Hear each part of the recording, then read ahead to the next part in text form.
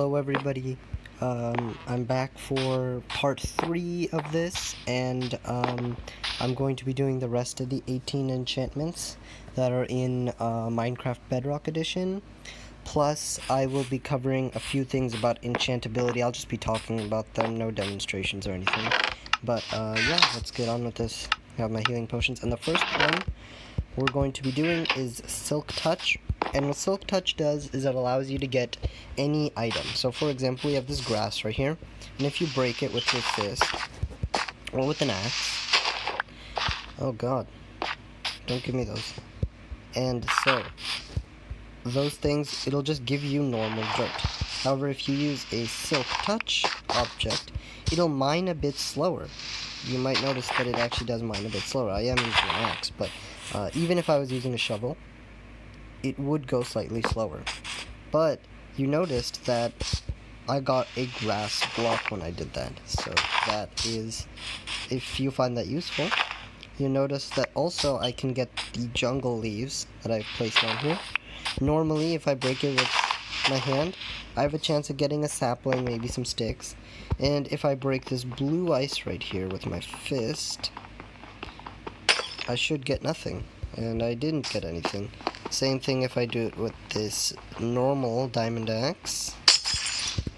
But however, if I do it with the Silk Touch, it is a bit slower. But I do get the block of blue ice. And if you guys remember, from part 1, bookshelves, when you break them, they just give you 3 books. However, if you do it with the Silk Touch axe, you can get all of this, and it is quite nifty. So that's Silk Touch. Next, we're going to cover Unbreaking, and I'm going to get some gold pickaxes. And the reason I took gold is because it loses durability so fast, so it can actually make a visible difference. So here I have a regular one, and I'm going to mine through this little column of cobblestone. And then you guys should be able to visibly see the durability difference. So you see it lost some durability, and I used the one without Unbreaking. This is the one with Unbreaking. Now you'll notice that it's taking a lot less. So you can visually see that was the same amount of cobblestone, about 12 cobblestone for each. And yeah, it did make a difference. And that's Unbreaking 3, and that's pretty hard to get. And now we have Fortune. And what Fortune does, it allows you to get more of something. It typically refers to things like ores. You typically want to put this type of enchantment on a pickaxe, but it can be put on an axe, and it can be put on a shovel as well.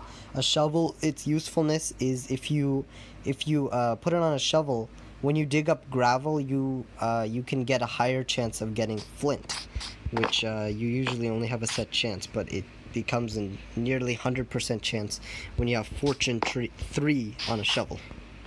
So now we're going to go in and we're going to mine these 4 diamond ore. And I should get 4 diamonds because each ore gives about 1. And this is a Fortune 3 pickaxe that I'm going to mine it with. And now you can see I should have gotten 8, but I got 13. Meaning I got 9 diamonds from just 4 ore, and that is the benefit of Fortune. However, it does not work for things that stay as ore. If I mine this, I get 4 iron ore. If I mine this right here, I still get only 4. So it doesn't work for ores that stay in ore form. Diamonds, if you break diamond ore, you get the diamond itself, but with iron you actually need to smelt it.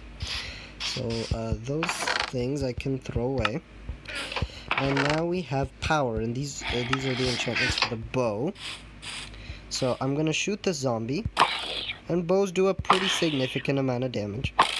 And so that took about 3 hits, and now we have a power 5 bow. And I'm gonna show you what power does.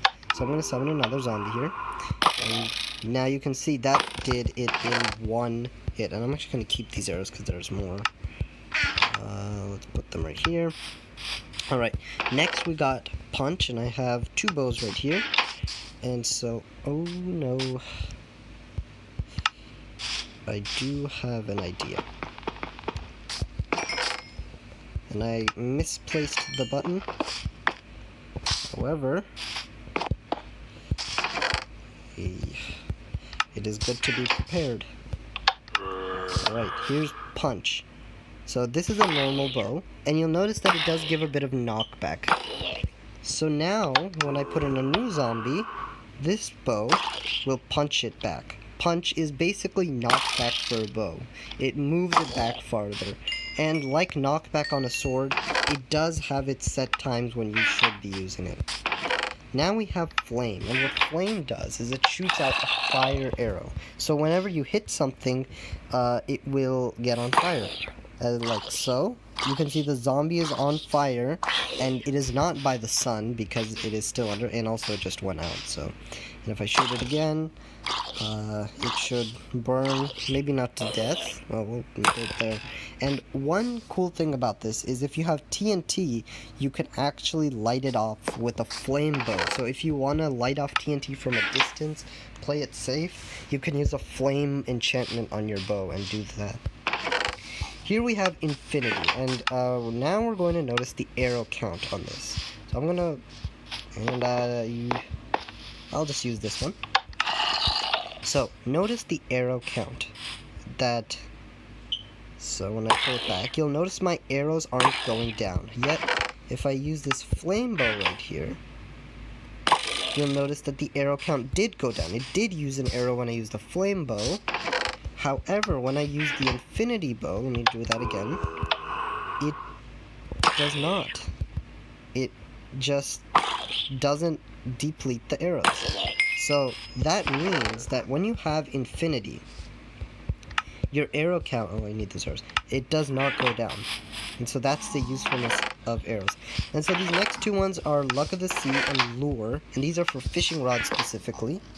And it's kind of long. It would be a kind of long demonstration, but I'll just give you the verbal explanation of what these do. So what Luck of the Sea does is it allows you to get more treasure items, precious items, like you have the chance of pulling out a diamond, an enchanted bow, an enchanted fishing rod. You can get some leather armor. You can get some precious items, and Luck of the Sea increases that chance of it happening, and the higher the Luck of the Sea, the higher the chance. Lure specifically, it makes things come in faster, and it increases the chance for fish, but generally Luck of the Sea is the more useful enchant. Then we're going to go on to Frostwalker, and Frostwalker, if you remember from part 2 when we covered Depth Strider, this is also an enchantment exclusive to the boots, and what this enchantment will do, I'm actually going to take a few steps back, and what it's going to do is it's going to turn water to ice. And one little caveat I need to explain is that this is mutually exclusive to Depth Strider. So if you have Depth Strider on a pair of boots, you can't also get Frostwalker on that same pair of boots. And this is what Frostwalker does. It basically makes the water turn to ice, and it doesn't do it permanently. You can actually see it's cracking. And eventually it does go back to its normal state. And yeah, so if I were to walk back, I can easily traverse oceans, so this is a very useful enchantment, and doesn't lose durability because of that, and that's pretty cool. But if you're looking to go underwater for a sea temple or a treasure ship or something, then it's not too useful in that case. Now we're going to go on to Mending, and what Mending does is it's probably one of the most useful enchants out there. You can be put on virtually anything, but it's very hard to get. So, we're going to fight the zombie penguin, and you'll notice that my golden sword, even though it's pretty neat, it's not doing too well. And then, I'm gonna go here. Now, you'll see that my sword right here is actually getting its durability back.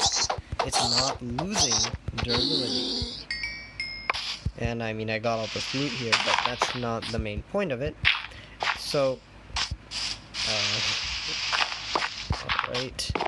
So, what I really wanted to show you is that what Mending does is whenever you get experience orbs, your items that have Mending actually heal back up. And remember, I did say I could put this on virtually anything. So anything that has Mending will heal. And if you remember, one interesting caveat to this is, if you remember Infinity. If you have Infinity on your bow, you cannot put Mending on it, and vice versa. So if you have Mending on your bow, you can't have Infinity on it. That would be really overpowered if you could do that, but you unfortunately cannot do that. Next we have Impaling, and I'm going to summon in a zombie here, and what Impaling does is it's an enchant exclusive of the Trident, and what it does is it basically does more damage. And that took about 3 hits, and this is the max level of Impaling. So there's the benefit in that, and I believe it specifically does more damage to it when you're underwater. Usually, when you're thinking of Trident, most of these effects will happen in water or during the rain, except for Loyalty. So here's Riptide, and what it can do is it can actually make you go faster in water, or let's say it was raining, it would also make you go faster. And I'm about to drown here, but you can see the advantage of having Riptide. And Riptide, if you're going underwater, it can make your traversal very fast, and it doesn't take off any durability. As you see, I didn't have Unbreaking or Mending or anything like that. Next is Loyalty, and Loyalty is probably one of the most useful enchants you can get on a Trident. And what happens is when you throw it, it will actually return to you. So you can see I threw it back really far and it came back. It took some durability damage, but it did come back it did come back. That's actually the main thing. And by the way, when you have you can get Loyalty 1, 2, and 3, not at the same time, but what the difference is that the higher your Loyalty, the faster it'll come back. So that's the advantage of that. And now, okay. So I did mess this up a little bit, but what was supposed to happen is,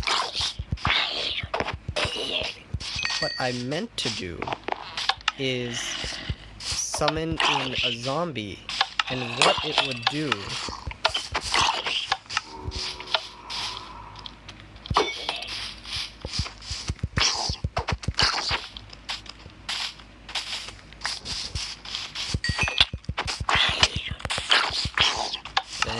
I might die here. Alright. Luckily, Trident's a pretty good weapon. Alright. So, I did mess up the example here, guys.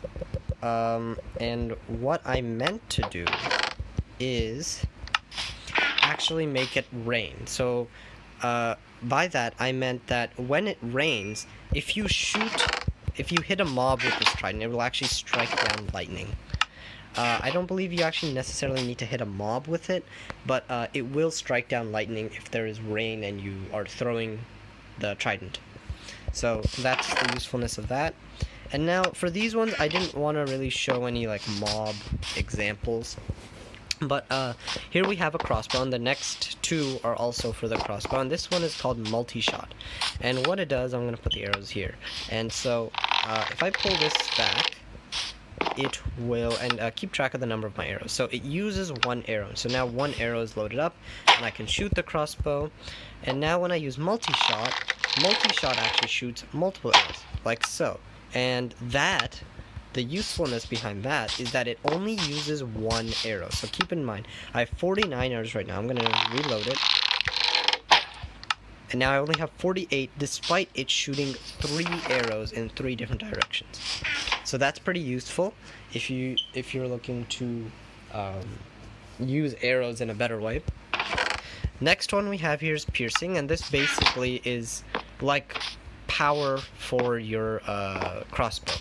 It only goes up to 4 because crossbows inherently do a bit more damage than bows, so they didn't want to make it too much more overpowered than a bow. So yeah, and there we go. And basically, if you hit, it'll do more damage than normal. Here we have Quick Charge, and so I'm gonna reload a crossbow, and you can see it takes kind of long. And actually, the main downside to the crossbow that people talk about is, when you compare it to a normal bow, is that it has a really long reload time. I'm gonna get a fired and do it again. And so that took pretty long. It took much longer than a normal bow. But if you have something like Quick Charge, this Quick Charge 3, it's very hard to get. And if you fire it, it goes very far. And so that is the advantage of having Quick Charge on the bow.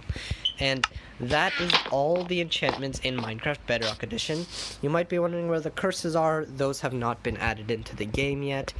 But one thing that I can say is I'm now going to talk about Enchant Ability, and I'm just going to do this verbally since I haven't set up anything for it. So, if you guys know the deal about Enchant Ability, what is Enchant Ability? Enchant Ability is basically how good your enchantments are going to be if you enchant a certain item. So if I have, it's dependent on the material of the item. So something wooden is going to have a different enchantability than say diamond. And so basically what it means is how good your enchantments are going to be. And how good your enchantments are going to be dependent on the material, as I mentioned earlier.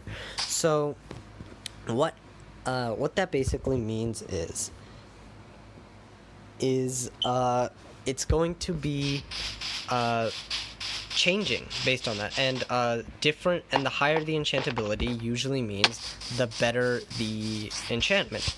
And so when you see that, what happens is, what you gotta do is measure out the enchantability of the weapon. And so what I specifically mean, sorry for extending this a bit long, I'm just trying to find the right word to use. So basically, the higher the enchantability, the better enchantments that you're typically going to get, and the rarer enchants you're typically going to get. So something like gold has a really high enchantability, but it's not known for being the best tool to get.